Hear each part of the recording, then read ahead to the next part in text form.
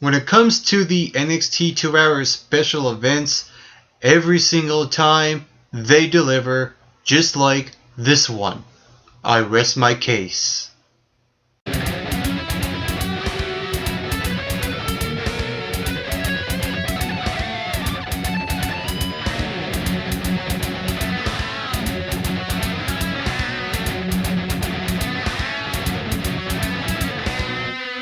Hey, what is up, and how's it going, all NXT fans, and welcome to another wrestling review with me, Mike McRock, one half of the MRB Wrestling Review Show. Right now, I'm going to give you my review and thoughts on last night's NXT 2-hour spectacle event, TakeOver Unstoppable. And this was a great show, so let's just dive right into the matches on the card. And the first match was supposed to be a triple threat number one contenders match between Hideo Itami, Tyler Breeze, and Finn Balor. But what happened is that NXT done this storyline where you kind of get the idea that Kevin Owens may or may not have taken out Hideo Itami earlier in the show. Sort of speaking, like outside in the parking lot where Hideo Itami was out holding his arm in agony and pain, just right beside his car. So I kind of like how they played on Hideo Itami's injury. I think they're going to do something with him months down the road with a storyline, maybe involving him and Kevin Owens. Now, going into this match, this singles match, I was thinking, why is this being the first match? Is NXT blowing their load a little too soon? Is this going to be one of those matches where they kind of knew everything and then the fans just get worn out after that first match? That was my worry and my concern going into this, being the first match. Maybe that the Rhyno and Baron Corbin match should have been first, but the funny thing is, coming out of the show, I'm glad that the Baron Corbin and Rhyno match didn't be the first match, and it was a good thing that this number one contenders match was the first match, because I felt like this was a better match than the Baron Corbin and Rhyno match. I felt like that this was a great way to showcase not only Finn Balor as the Demon, but as Tyler Breeze. And before I get into the match itself, I will say that the entrances of these two were absolutely amazing. I like the Tyler Breeze entrance where he had all the hot models doing their own selfie thing out on the ramp, and then Tyler Breeze comes out to his music. That was a nice touch. And also Finn Balor's entrance. We got a new different side of the demon known as Finn Balor when he came out with the wings and the makeup and the artwork on the back. I do believe they called it the Eye of Balor, something like that. And I really dug his body artwork. It was absolutely a spectacle, amazing. What an entrance. It was just chilling. And the fans were chanting, "Holy shit," and "Holy shit." I mean, you know when an entrance is absolutely amazing when you have the fans chanting, "Holy shit." And that wasn't the first time they'd done this. I remember the first time that Finn Balor used the makeup, they were chanting that, but this time, it was just a whole different side and another dimension of the demon, Finn Balor. And this match was pretty good, I thought, and like I said, I didn't want this match to really wear out the fans and giving this a really good 15 to 20 minute spectacle. So I'm glad that they kind of toned it down here and get the fans ready to see this 2-hour show. And what I like is that you have Finn Balor beat Tyler Breeze. Yes, I did predict that Tyler Breeze was going to win, but I'm kind of glad he didn't here, because Finn Balor, I feel like could be a better champion when it comes to these two guys over Tyler Breeze in the future. And I feel like that this match had really good spots as well. I mean, how can you not talk about this match and not talk about that dive from the ramp where Finn Balor just dove on Tyler Breeze? That was absolutely amazing. This was a good, well-spotted match. You had a good moment with that dive, and the fans loved it. And it was a match that really didn't overstay its welcome. and I'm glad that this match didn't blow it too much. You know, this could have been a case where the fans could have get worn out and tired. So I'm glad they kind of didn't go that route.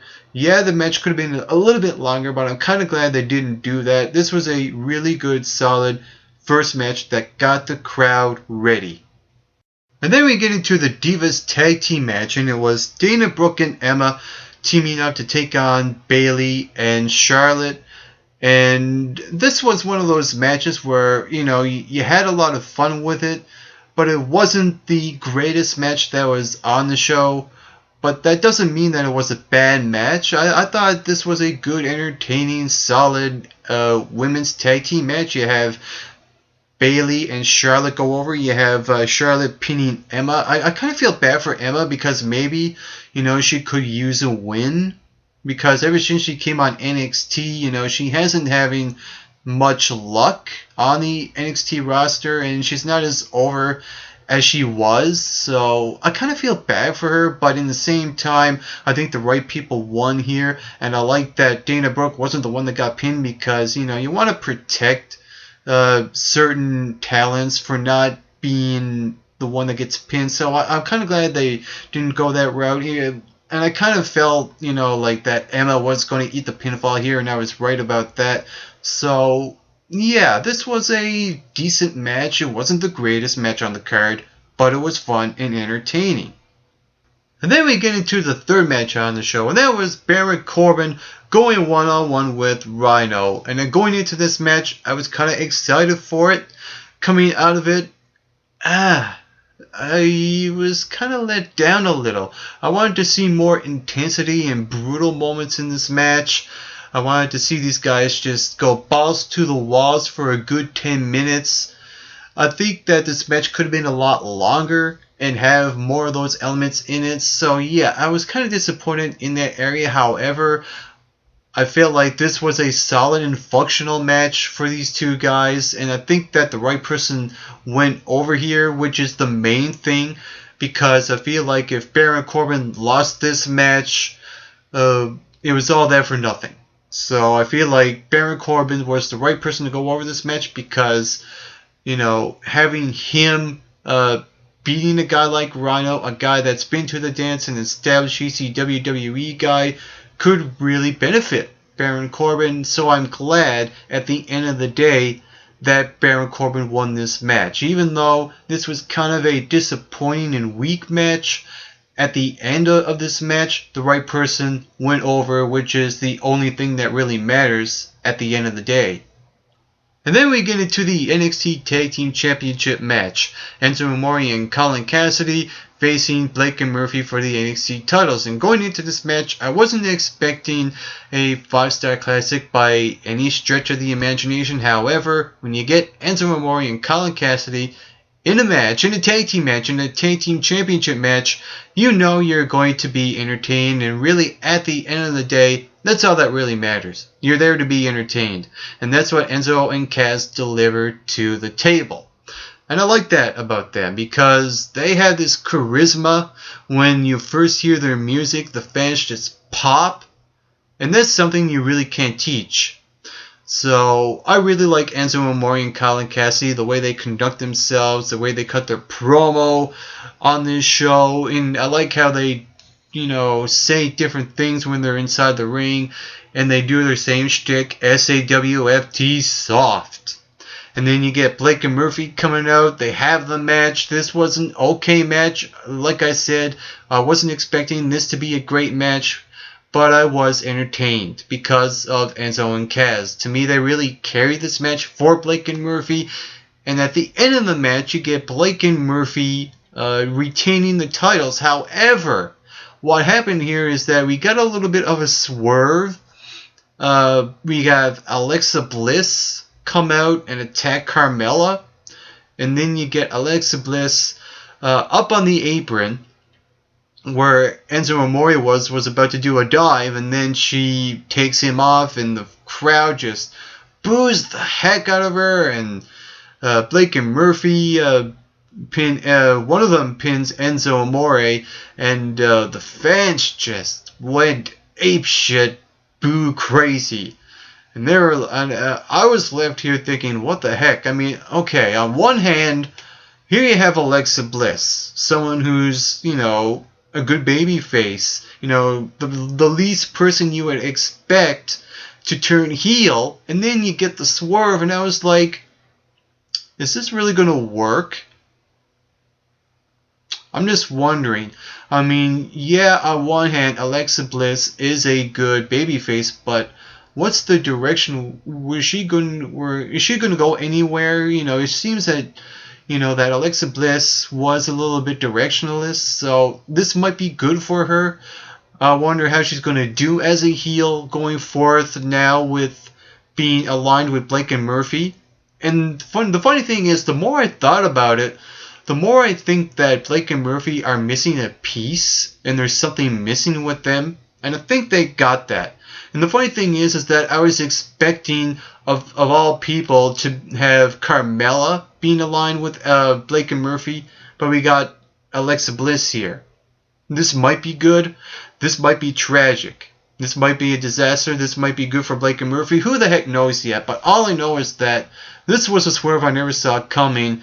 But I'm kind of left wondering, is this going to be the best thing for Blake and Murphy, or is this going to be a disaster for them? I'm just wondering where this is going to go. I'm curious. And then we get into the semi-main event on NXT for the Women's Championship.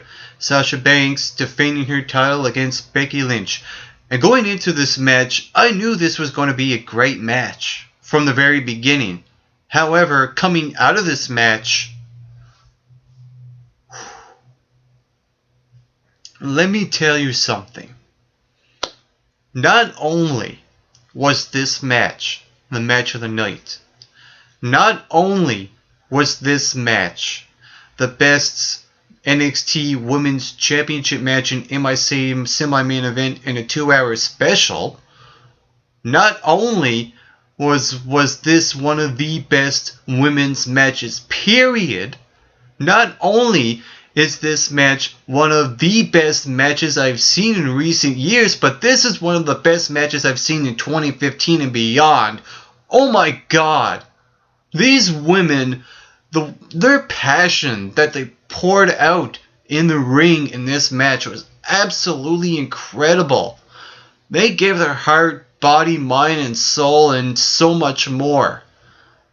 I mean, you could put this match against any other women's match that happened in recent years. This match just trumps it all. This really does. There's no question in my mind that NXT is the best show or any pro wrestling, sports entertainment, whatever you want to call it, when it comes to the women's division. There's just something about the women on NXT that is something worth watching, and something that is very, very, very, and I mean very amazing about. It was like this match was it just left me speechless. It just left me speechless. There's just no words to describe how amazing this match was. I mean, this match was very submissive heavy. There are a lot of submission elements in this match. The way they were selling the submission holds, and the way they were selling the emotion out of the submission holds, favoring the arm and all that stuff. Here you had Sasha Banks bending Becky Lynch's arm the way that's not supposed to, and it was so cringeworthy, but in a really good way. You get that out of this match, and you also get that this match had a lot of good psychology moments as well. I mean, you could just tell when Sasha Banks and Becky Lynch were wrestling in this match that they were giving it their all.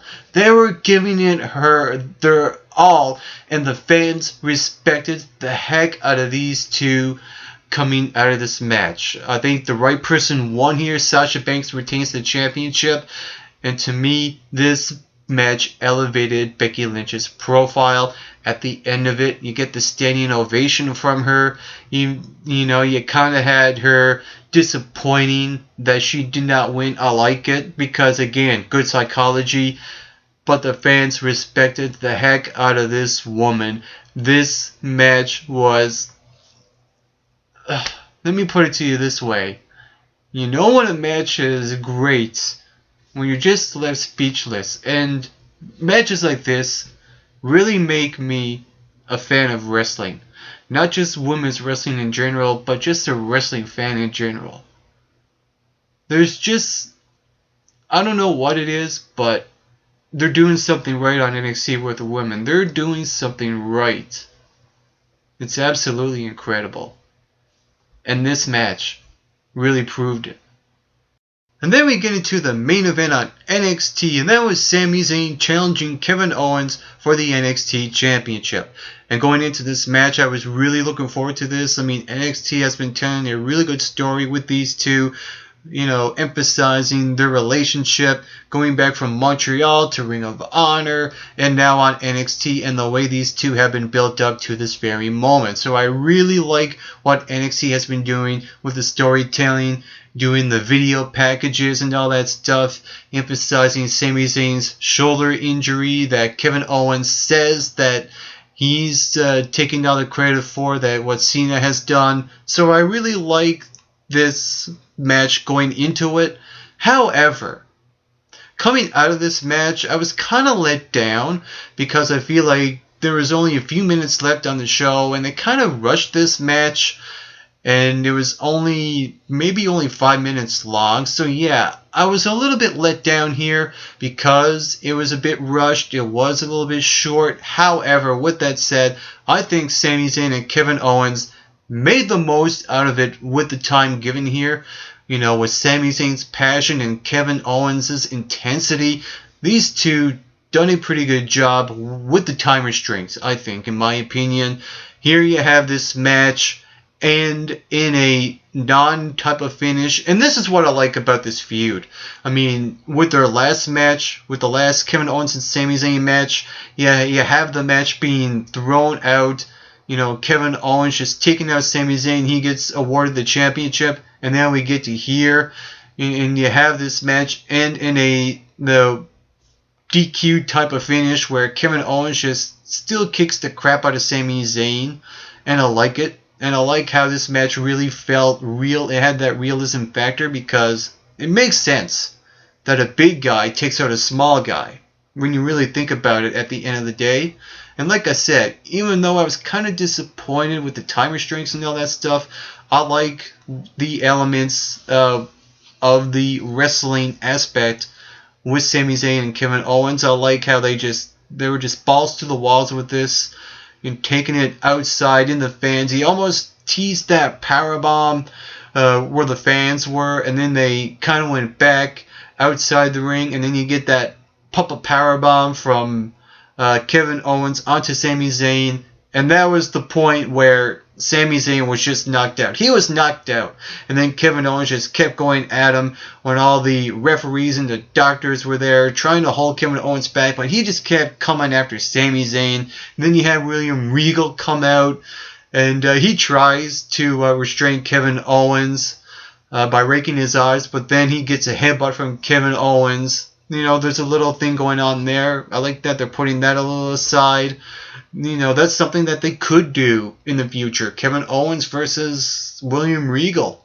If William Regal decides to lace up his boots for one more match against Kevin Owens. That could be a good thing. And then we get into the finish of the show, where Kevin Owens decided to get a chair and he was going to beat up on Sami Zayn, and then all of a sudden, music hits. And then who walks out? Samoa Joe. Oh, yeah. You heard me right. Samoa Joe. What a moment. What a moment. What a moment. I think this is a really good way to end the show and what made up for the time restraints of the match. This was a really good way to end off the show, I think, in my personal opinion, because to me, the match with Kevin Owens and Sami Zayn was kind of, short. But really what made up for it was the way that this show ended with Kevin Owens and Samoa Joe just facing off in the intensity that these two have, wanting to go, and the fans behind them, let them fight, let them fight. And then you have Kevin Owens just walk out of the ring, but then come back again, and just really teasing it. And I really like it. I really like the ending of this match. This was a really good mark-out moment for a lot of hardcore fans, because they know who Samoa Joe is. And if you don't know who Samoa Joe is, this is a guy that really was underused in TNA, and I felt like that, him coming to NXT will be a good thing for him, even though I think he's an older guy that may not have a good career in NXT and WWE. His career could be rushed because of his age. However, with that said, with all that aside, this is a mark-out moment for everyone involved.